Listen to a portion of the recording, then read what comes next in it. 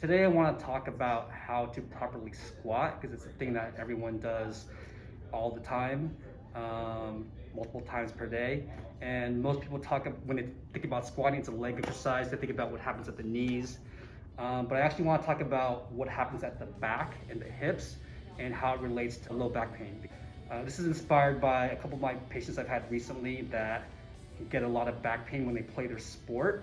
I think one of the main reasons is because the way they squat is incorrect, and that's what's causing their back pain. So I want to talk about how your squat form can contribute or it can be better for your back or can contribute to your back pain.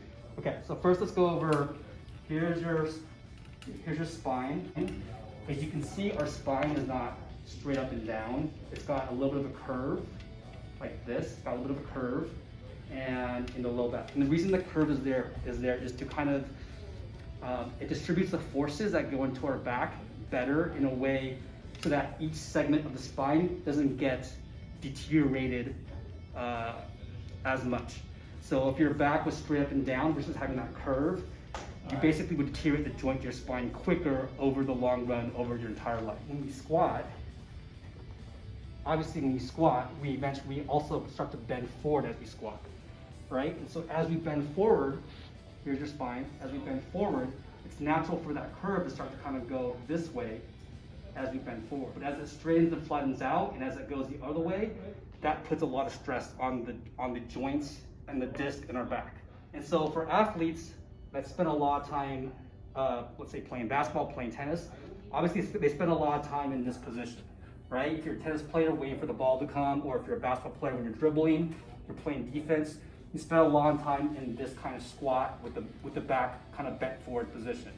So if you don't think about it, if you do it naturally, it's natural for, as you squat, especially if you get low into a squat, it's natural for you to kind of reverse that curve and have this non-curvy, like a flatter or even going the other way kind of position. So your back would naturally kind of go like in order to promote better health in your back and to have a better squat and to keep that curve in your back, you essentially want to stick your butt out a little bit when you squat, so you have that nice curve still.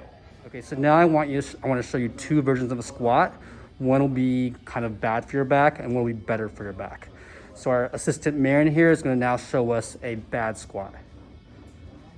And if you look at, tuck underneath a little bit more, yeah. So if you look at what's going on here, you'll kind of see how that curve that we usually have has kind of reversed and you don't have that nice curve anymore. So come up, Marin, and then now show me a squat with your butt out a little bit so you keep that nice curve a little bit better. Good, so hold that. And you see now here, you should kind of maintain that nice little curve, right? Go into the bad squat position, but yeah, there you go. And this is worse for your back because again, you don't keep that nice curve, and so it just deteriorates your joints over a long period of time. And then one more time, yep. Okay, and then come up. So show me bad squat again. Good. And then show me a good squat and hold it. Good. So essentially you kind of just want to get your butt out a little bit when you squat, so you maintain that nice curve in your back.